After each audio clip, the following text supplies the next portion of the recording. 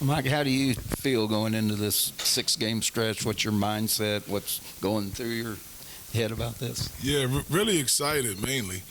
Range of emotions, of course, but mainly excited for the opportunity for Team 108 to get out there and play a regular season game. You know, it's been a grueling, as every other preseason is, grueling, going against each other every day, and, the long-awaited regular season is here. It's an exciting time of the year, and I'm really looking forward to being a part of it in a different capacity, of course, for the first time. So there's a range of emotions with, a little nervousness, a little anxiety, but mainly just really excited, Going to rely heavily on our staff and our players to take ownership of this. With Coach being down, it's next man up, and everybody has to take some accountability in that and step up.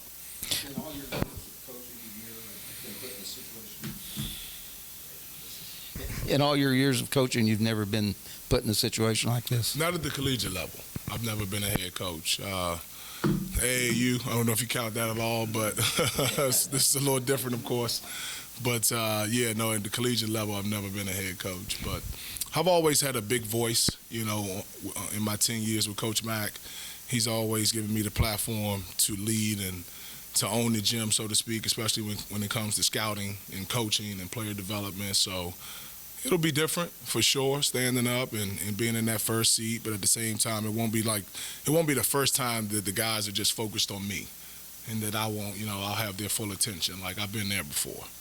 Mike, Chris said you were ready for this moment. Obviously, you guys have talked a lot. What was it like, when he kind of first came and said, "Hey, you're the guy that's going to do this," and why do you think he said you're ready for this moment? Yeah, well, honestly, it was coaches. It was a tough time for Coach, but even in that moment, he found a way to add some sarcasm, and his thing was try not to go 0-6. So that's pretty much what I'm trying not to do, is try not to go 0-6. But I think just being under his tutelage for the last 10 years and him knowing who I am and how passionate I am about the kids and about the game and about doing things the right way and practice habits and, being on time. And, ultimately that's why he hired me, because we were on the same page in regards to how we approach the game of basketball and how important it is to us and, all of those things, that's what success is. It's in the details. So I think that's why he feels like I'm ready, and I appreciate his encouragement. As a follow-up, it has been a few months. How nice will it be for you and for this team to get out there, play a game, and not have to answer what happens when the season starts and everything like that? Yeah, no, I'm so excited. You know what I mean? This preseason, for whatever reason, has seemed longer than normal, and a lot of questions have been raised about, our group and how good we can be, and for us to finally have the opportunity to showcase that in a real game, really looking forward to that. Do you, all the coaches you've played for or coached with, you kind of take a little bit from all of them, and is that something maybe you'll reflect on before the game, whether it be Coach Wooten or Coach Bray or guys like that who've been such a big part of your career? I'm lucky, Ken. I really am, really lucky. I mean, I played for the Wizard, in Morgan Wooten, and he has such a calm and poise about him. I can only hope to have a tenth of that, and I'll be in a good place. Having played for Mike Bray, who was a little more energetic about it, but at the same time just really positive with our group. I can think back to when I played for him at Delaware, being in some really tense moments, and his demeanor and body language like literally calming me down and reassuring me that everything was okay. It's a basketball game. We do this every day. So I can only hope to exude that same type of confidence and calm and poise to our team, and I certainly plan on doing that. And I've been fortunate. I've played for a Hall of Famer, Morgan Wooten.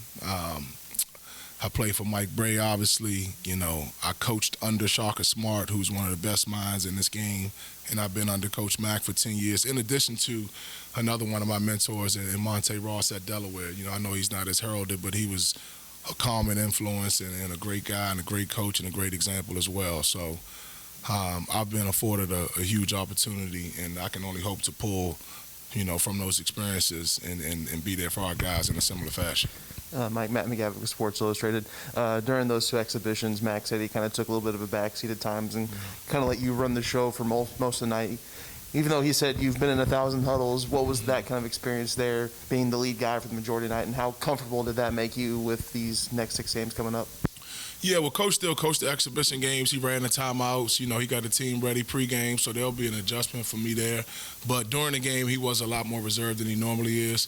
The first game against Kentucky State was my scout, so generally when it's my scout, you guys probably have seen me up a lot more and calling out matchups and assignments and the like. And so, but yeah, I felt, like I had to be up a little more in both games, and it was cool. It was good, just to have my imprint on the game a little more than normal, and I'm looking forward to that challenge these next 6 games starting on Tuesday. Quick follow-up, do you have any butterflies coming up for this game tomorrow? Sure, yeah, I think I alluded to that earlier. I think I would be a robot if I didn't. I'm not a robot, I'm a human being, I'm a man. I do think that I'm well deserving of the opportunity, and I'm glad the coach acknowledged me for this opportunity, no matter the circumstances. And but absolutely, a little nervousness. I think that's a good thing. When I played, I was always a little nervous, but when that ball went up, it was time to go, and that's how I'm going to be on Tuesday. Tim Sullivan from the Courier-Journal, and I'm willing to forgive you for DeMatha beating my high school by 72. Oh, but apologize for that. Before your time, wanted to ask, just as an X's and O's things, where does your philosophy differ from Chris's? There is no real difference in philosophy. I think that when we got Ross this summer, Coach was humble enough to take a back seat to a guy that's really, really strong in that area. And Ross has, helped all of us gain a better understanding of the game that we already know really well, but in particular on the offensive end, he's enhanced our skill set and our knowledge and our vernacular and our approach, perspective on the game from a transition and a half court, both ends of the floor. And so, we're going to be who we've been. I'm not going to change anything. There will be no dramatic shifts. Everything that we've been working on since June into the preseason, the pillars, the foundation of who we are on both ends of the floor will remain the same.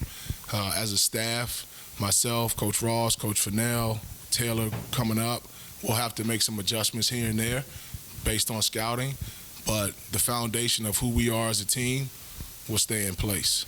Hey, Mike, Dominique Yates also with the Courier-Journal. I guess to bounce off the offense, how comfortable are you in terms of knowing the offense, the terminology, and obviously, being with Chris, you're well familiar with the defense, but, how's it been with this offseason just trying to grasp just, how you want to play and how you do it? Well, the good thing is I pay attention in practice, and I pay attention in our staff meetings, and everything that Ross has been talking about from how we want to play in transition to our triggers, to our flow game, to our set plays, like we all play a role in that. Now, he's introduced it, but we all know it equally. So, I won't be drawing anything up that we haven't already worked on. Special situations, we've worked on them. Set plays, we worked on them. Underneath out of bounds, we worked on them. Side out of bounds, we worked on it. So, we'll make some addendums as we go in order to keep things, mix things up. But again, who we've been is who we will be. Hey, Mike, Tyler Griever from WHAS. You talked about your journey to this point a little bit. How much of this do you kind of take a step back and enjoy this opportunity personally to prove yourself as a head coach for 6 games and show what you can do? Yeah, I think that that's also in the hard work. Right, I want to put the work in, and if we work hard and we're getting after it, that's where the fulfillment will come from. I'm not going into it looking to show anybody anything. Like that'll come out as we work. I just want to help do my part to get these guys as prepared as possible. Again, it's a team effort. All hands on deck, and hopefully we'll have a lot to cheer about as we go forward here. All right. Thank you.